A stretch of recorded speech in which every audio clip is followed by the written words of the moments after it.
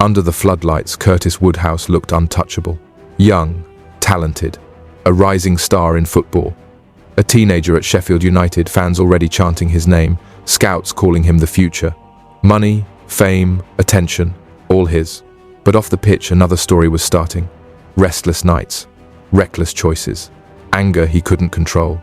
And soon, the dream would begin to fall apart. Curtis lived fast. He spent money as quickly as it came in. Cars, clothes, nights out. He partied hard.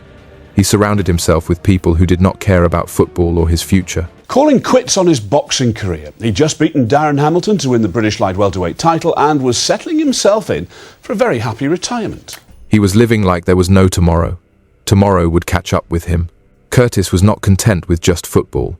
He grew frustrated with the discipline the sport demanded. Training, schedules, and focus bored him. He wanted more excitement, more chaos. That craving for chaos would soon lead him into fierceness.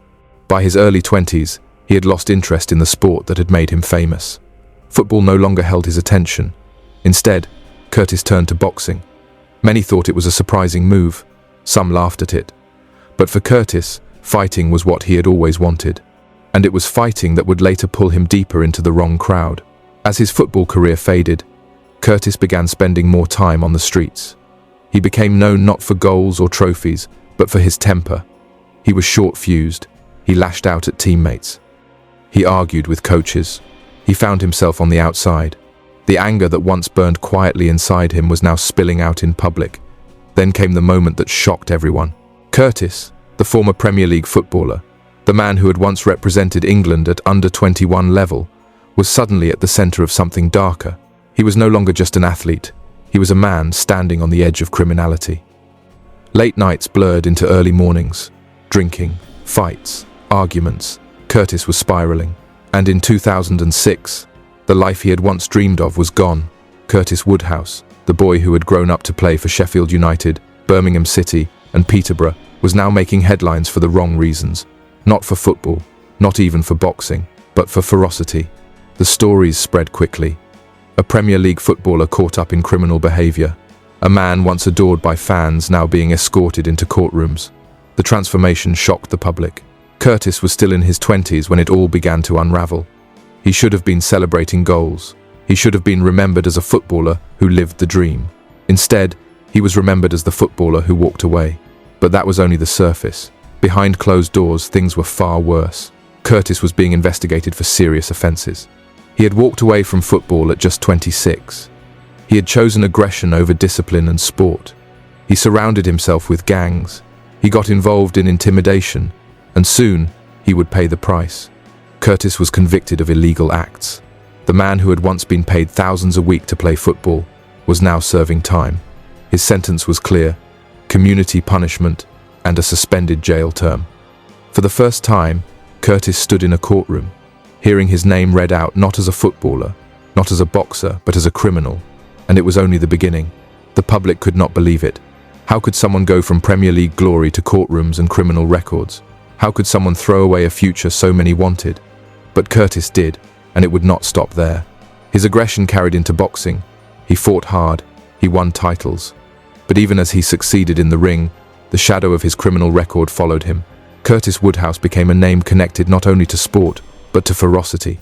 Every punch he threw in the ring reminded people of the fights he had started outside it. Curtis thought boxing would save him.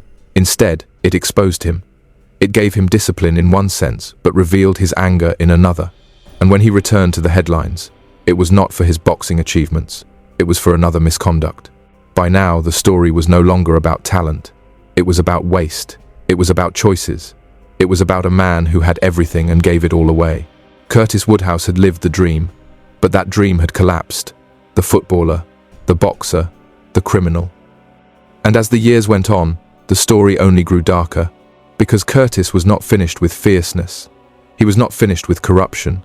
This was only part of the story. The rise of Curtis Woodhouse was complete, but then came the fall. But how? Curtis Woodhouse was born in Beverley, East Yorkshire. He grew up in a large family. Life was not easy, but sport gave him a focus. From an early age, he had a gift for football. By his teenage years, he was already playing at a high level. Scouts noticed him quickly. His talent on the ball stood out. He was fast. He was aggressive. In 1997, at only 17, he signed his first professional contract. He joined Sheffield United. For any young boy from Yorkshire, this was a dream. He was making it in football. Sheffield United gave him exposure. Fans began to know his name. He was not just another player. He had energy. He fought for every ball. His personality made him noticeable on and off the pitch. By 1999, he made his first team debut. He was only 19 years old. Curtis was part of the Football League, competing against seasoned professionals. His presence impressed coaches. Soon, he became a regular starter. The late 1990s were crucial. Curtis was gaining both experience and attention. The Premier League was watching him. In 2001, Birmingham City came calling. He signed for £1 million. At that time, it was a significant fee. It showed how much potential he carried. Curtis had moved from a teenage dreamer to a valued professional. Birmingham was different. The pressure was greater. The fan base was larger. The expectations were heavier. Curtis had to prove himself. He played as a midfielder.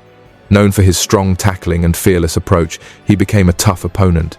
He was not afraid of challenges. His playing style was direct. The move to Birmingham gave him the chance to test himself at the highest level.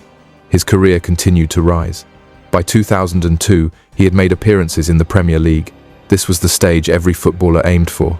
During this time, Curtis was also noticed internationally. He represented England at the under-21 level. To wear the national shirt was a huge honour. It confirmed that he was among the best young players in the country. However, his time in football was not without problems. Curtis was outspoken. He sometimes clashed with managers. His aggressive personality both helped and hurt him. On the pitch, it gave him an edge. Off the pitch, it caused tensions. And if you find stories like this important, consider subscribing.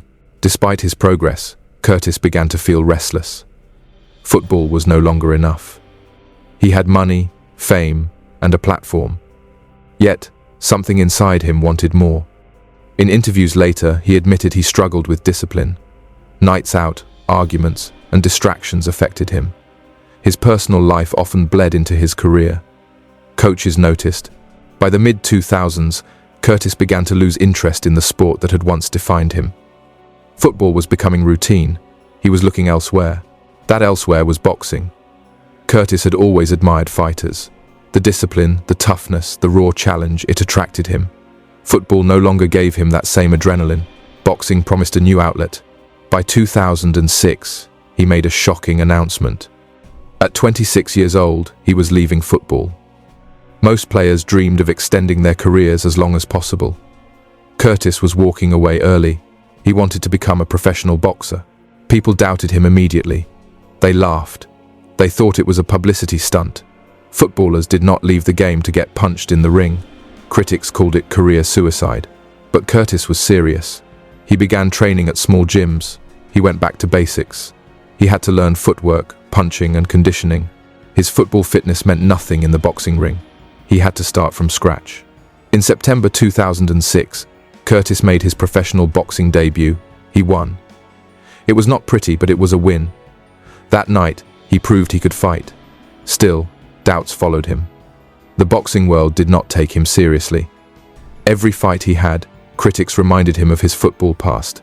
He was known as the footballer who boxed. But Curtis continued. He trained harder. He fought tougher opponents. Losses came too, but they did not break him. By 2010, he had fought more than 15 times. He had a respectable record.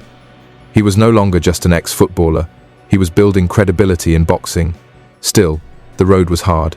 He faced financial struggles. He was not making the same money as football. Small venues replaced stadium crowds. Local gyms replaced luxury facilities. In 2012, he made a promise. He would win the British light welterweight title. Everyone laughed again. It sounded impossible. He was in his 30s. He did not have the amateur pedigree of other boxers. But Curtis did not stop. He kept pushing. He trained relentlessly. He took fights others avoided. Each victory brought him closer to a dream no one thought he could reach. By 2014, he shocked the boxing world. Curtis Woodhouse became the British light welterweight champion. He had done what nobody believed he could do. The footballer had turned into a champion boxer. The victory gave him respect. Fans now saw him differently. He was no longer just a footballer turned boxer. He was a fighter who had achieved one of the most respected titles in British boxing. But even at his highest point, trouble was never far away. Fame had followed him from football to boxing. So had critics. Social media made everything louder, and Curtis was about to face a new type of battle, one outside the ring. And what came next would be worse. It began with late nights out. Drinks flowed, tempers rose, small arguments turned vicious. He didn't walk away. He lashed out. The first signs of trouble came in public places, pubs, streets, clubs. Woodhouse picked fights. His name started to appear in police records, charges, disturbances, disorderly behavior. He wasn't just a man with talent anymore. He was also a man with a criminal record. The earliest convictions were not headlining news. They were warnings. But those warnings were ignored. Woodhouse kept returning to ferocity. Each case showed a pattern. He couldn't control his anger. In one incident, he hit his cousin outside a pub. Punches thrown, people left injured. Witnesses called the police. He was arrested, charged, released. The cycle continued. His family felt the impact. His reputation in Sheffield began to change. He was no longer just the promising footballer. He was now also the man who couldn't stay out of trouble. The fierceness escalated. He wasn't only fighting strangers, he fought people close to him, even relatives. There was a shocking clash with his cousin, a night that ended with punches thrown in a pub. A family member was knocked down. All the dirty water spilled inside a place where families once gathered. The court heard about it later. But at that moment, it was another step down. The drinking didn't stop. The anger didn't stop. Each arrest added another line to his record. There were convictions for common mugging, more for threatening behavior, fines, suspended sentences. None of it changed his path. The media didn't focus much at first. Football and boxing covered his name, but local courts knew him well. His face became familiar in custody blocks. His name appeared on charge sheets. By his late 20s, the record was long. Threats, fighting in public. It wasn't one mistake, it was a repeated choice. Woodhouse also gained a reputation for intimidation. He wasn't just reacting in the heat of the moment anymore. He would seek out those who crossed him. He would make sure they felt fear. Police statements from victims showed that. They described him as aggressive, unpredictable, and dangerous. It was no longer about sport. It was about control, anger. The cousin incident was not isolated. There were other family arguments that ended in fierceness. Each time, the damage grew worse. Trust was broken. Families divided. By then, fans who once admired him were shaken. The man they cheered for was also a man appearing in courtrooms. The escalation continued. He threatened a man in public. Witnesses heard the words. The fear spread quickly. The courts responded with harsher penalties. Yet, even with penalties, he returned to his past mistakes. The cycle deepened. There were also clashes linked to his nightlife. Sheffield pubs and bars became regular backdrops to fights. Reports described glass smashing, chairs thrown, panic in crowded rooms. Each conviction added weight. Suspended sentences stacked on top of each other. He stood in dock after dock, hearing the same charges. Still, nothing changed. The cousin beating case remained one of the most serious turning points. It showed he was no longer just lashing out at strangers. He was hurting people within his own circle. It broke down relationships that could never fully be repaired. As the convictions piled up, probation officers warned the courts. They said he was at high risk of reoffending. They were right. The punishments escalated too. Larger fines, community service, suspensions, and then prison terms. For Woodhouse, each sentence was just another barrier.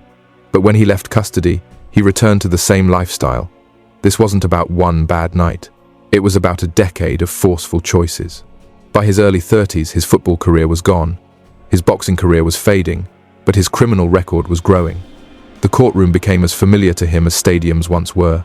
Judges, barristers, probation officers, they all knew his name. The shock of his journey wasn't only in the number of convictions, it was in contrast.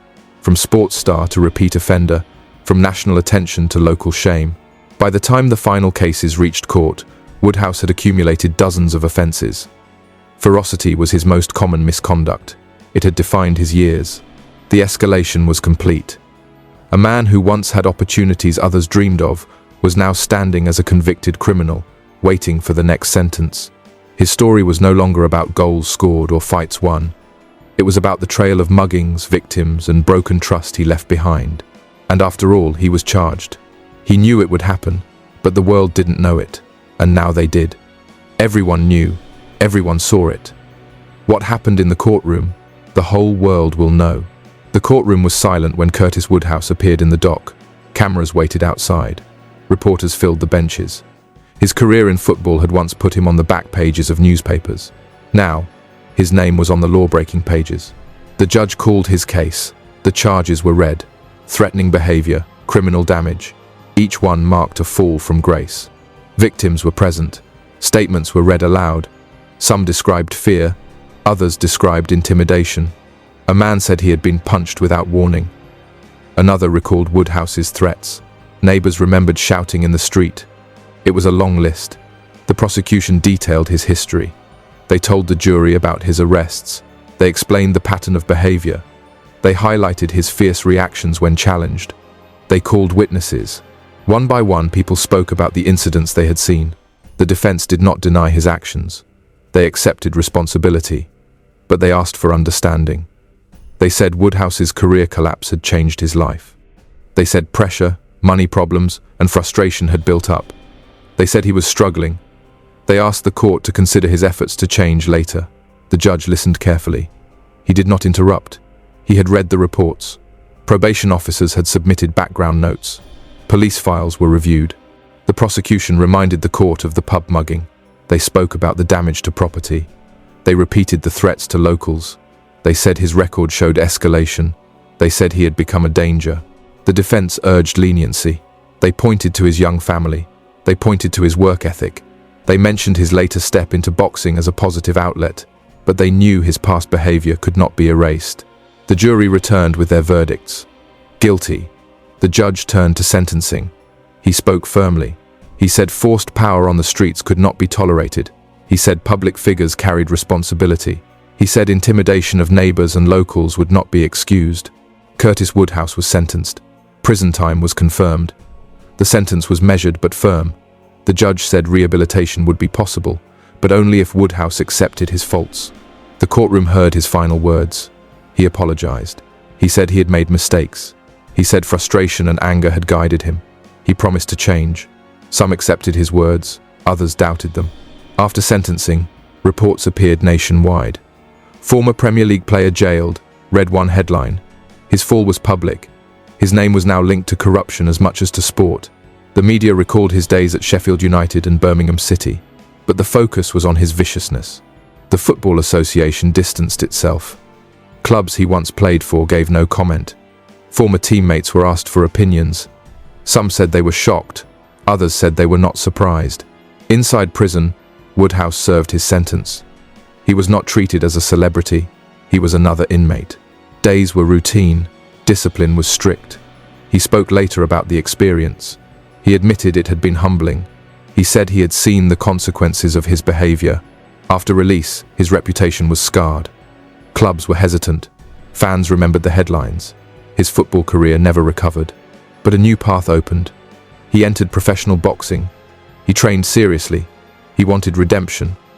The boxing ring gave him focus. For a time, it worked. He earned respect in a new sport. But his criminal record always followed him. It was never erased. The public remained divided. Some believed he had changed. They respected his hard work in boxing. They admired his honesty when speaking about his mistakes. Others never forgave. They said his past actions were too serious. The victims lived with the memories. They knew his career in sport had continued, but their experiences had been different. They remembered the punches. They remembered the threats. Court orders had been put in place to protect some of them. For Woodhouse, the turning point had come in those courtroom hours. His sentence, his words, the headlines, it all marked the end of one life and the uncertain start of another. Later interviews showed a different side. He spoke about regret. He spoke about wasted years. He admitted he had let anger take control. He admitted he had failed to handle fame. Still, the official record remained. Convictions, a prison sentence. The courtroom had delivered justice. The victims had spoken. The public had judged. Curtis Woodhouse walked out of prison, a free man, but his past never left him.